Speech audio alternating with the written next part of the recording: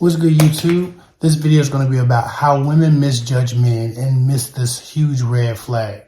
A lot of times I'm talking to women and they're telling me about how they want an alpha male. They want a man who takes charge. They want a man who is assertive, a man who knows what he wants, a man who knows how to lead, right? They want an alpha. And I understand this concept. I understand it from a point of safety and survival and all the things that come with that, right? But the problem with this is a lot of times men are misconceived by women to be good in different ways when they are actually very toxic. Women who are looking for an alpha male who makes decisions, who picks the restaurant, who sometimes orders for them, who's assertive with them, who can put them in check, all of these different things that women fetishize sexually in many ways are often signs of narcissism, abuse, indifference to what their needs may really be, and selfishness, possession. Women are actively seeking out narcissists and then coming to dating coaches and scouring YouTube trying to figure out why they keep attracting the same men when really they're attracted to the same types of men. A lot of times women are looking for this type of guy because, again, at first when everything is good and in the honeymoon stage, there's this intense feeling of security. He's got it. He knows what's going on. I'm safe. I can relax, right? But a lot of times women are asking for equality and asking for consideration and asking for respect and expecting it to come from the same package and the same type of man who doesn't trust you enough to make decisions for you and who's assertive about what you need to be doing for you. He's assertive and forceful about what he's willing to do for you. He's telling you where to go. He's telling you what to do in the end. And it's all because it started with you fetishizing this idea of leadership. Rulership often looks like leadership when it's a smile attached to it. But oftentimes, after you've been with the guy for a while and that honeymoon phase is worn off, the smile wears off too. And now your ass is just dealing with a rulership and it's no longer leadership. Women have to stop misconceptualizing what masculinity means because masculinity is often a mistaken identity crisis in dating culture. Right now, women are confusing narcissism with masculinity when really the toxic masculinity is the same brother that they wanted to pick the meal, order the food, pick the restaurant, put her in check and all these different things. That guy is ultimately going to be the ruler that they don't like. And then they're going to be complaining about men being control freaks and having insecurity issues and things of that nature. And the only type of man who orders your food for you is a type of man who probably has control issues. I don't care to order your food for you. And if I have to pretend to be that type of masculine, I'm not interested in you. Right? If I have to pick the restaurant every time to show you that I'm a leader, clearly you have a misconception of what a leader is. Right? If you don't understand that my cooperation and my consideration of what you might want, what your needs might be, is me being a leader, then you don't have a clue about what real masculinity is. Real masculinity doesn't require quiet and shut upness from a partner or people around them. A real leader doesn't need subservience. A real leader can operate in his own leadership without intruding on other people's needs, wants, and desires.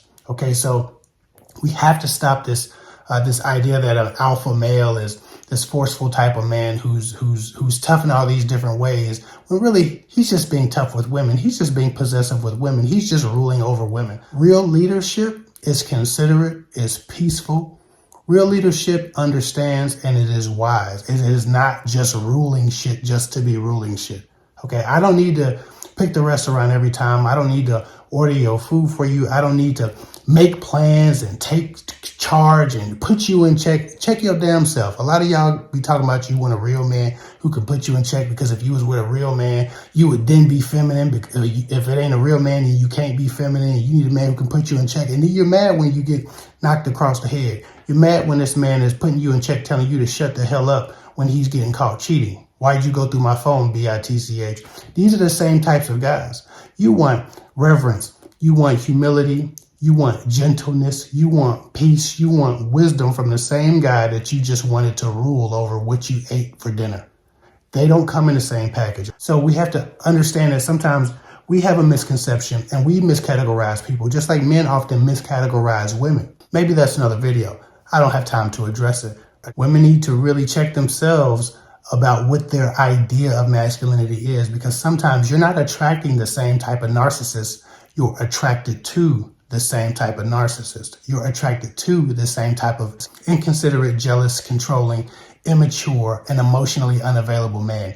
You're attracted to those types of guys, and you're seeking those guys out because what you think is their power and their leadership is their indifference to your needs, their disrespect and their indifference to who you are and what you might want, their disdain for women, their contempt for women, and therefore they can rule over you, and it feels like power because they're taking charge, especially if you're comparing them to what you believe to be a nice guy. But when you keep asking how you end up with these narcissists and these control freaks and these abusive men over and over again, my question is, what are you attracted to? What is your definition of a man? Because I've talked to client after client after client after client who tells me about this big brute.